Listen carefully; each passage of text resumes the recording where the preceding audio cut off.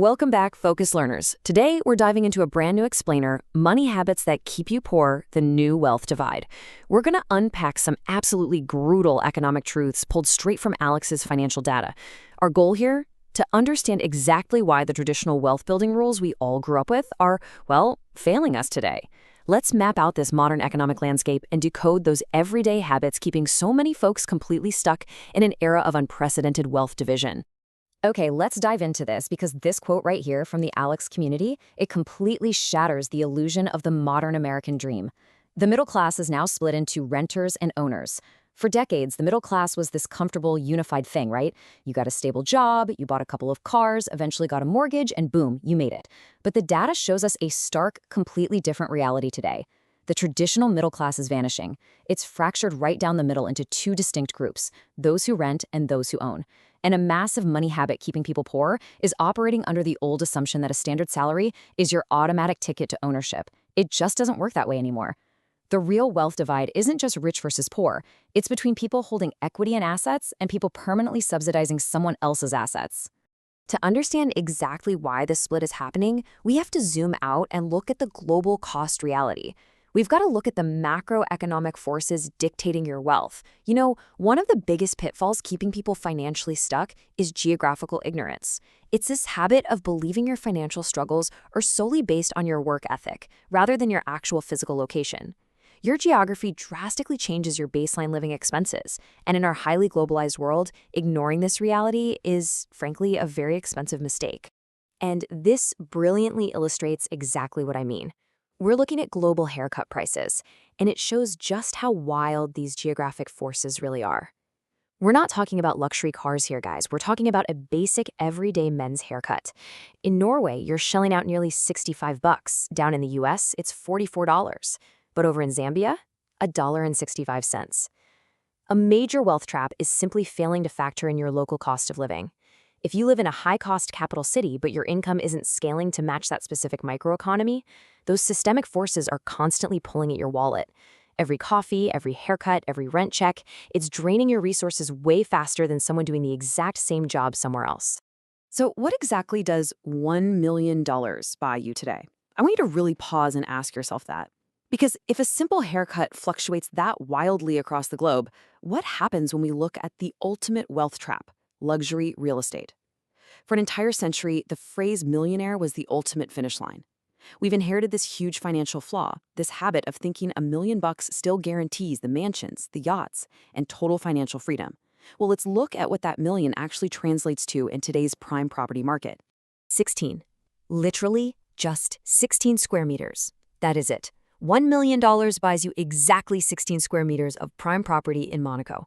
To put that into perspective, that is roughly the size of a modest parking space or maybe a slightly oversized walk-in closet.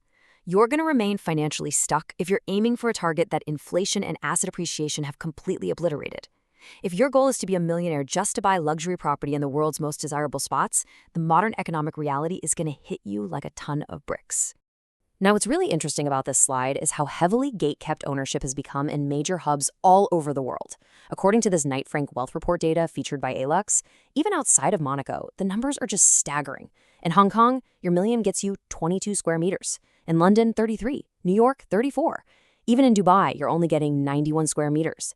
This proves you are financially sabotaging yourself if you try to play a localized real estate game in markets entirely taking over by global wealth. You're literally competing against the deepest pockets on the planet for a tiny, tiny slice of the pie. So if the macro data is this intimidating, right? If living costs are wild and prime real estate is totally gatekept, how do we actually survive this extreme wealth gap? Well, it comes down to your micro habits. Surviving this economy means actively abandoning the money habits that keep you poor and systematically adopting the strategies of the wealthy. The rich aren't just earning a bigger paycheck. They're fundamentally playing a completely different game with the money they have. Here's a perfect example of that different game, straight from the Alex archives. It's a strategy called living on loans. See, the poor and middle class have this terrible wealth-draining tendency. They use debt to buy liabilities. They swipe credit cards for TVs, vacations, clothes, stuff that instantly loses value. The wealthy, however, borrow against their appreciating assets to fund their lifestyle, rather than draining their cash reserves or selling assets and triggering massive tax events. They use debt as a tool, a lever to preserve wealth, not as a shovel to dig a deeper hole. Understanding this difference between destructive consumer debt and strategic asset leveraging is absolutely crucial for crossing the wealth divide. So, the crucial point is this. Escaping the renter class and building that initial wealth foundation is entirely about a massive mindset shift. Believe it or not, your first $100,000 isn't actually about the money itself. It's a fatal financial flaw to think a slightly better salary will automatically change your life. It won't. Accumulating that first 100K requires breaking those old consumer habits, actively learning to delay gratification, and totally rewiring how you view your time and resources. You literally have to become a different person to build and hold on to that kind of capital.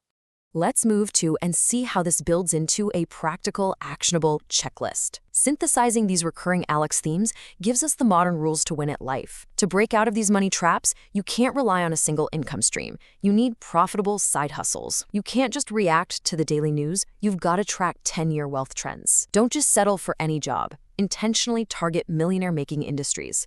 And above all, as we saw with the haircuts and real estate, you absolutely have to understand the global economic forces pulling the strings. Which brings us to our final, provocative thought for this explainer. I want you to really answer this honestly for yourself. Are you living by success rules that literally no longer work? Are you following the financial playbook of a generation that bought houses for 3 times their annual salary, while you're out here trying to survive a market where $1 million barely buys a studio apartment? The economy has fundamentally shifted, guys. It's time to make sure your money habits shift right along with it. Thank you so much for joining me, and I'll see you in the next explainer.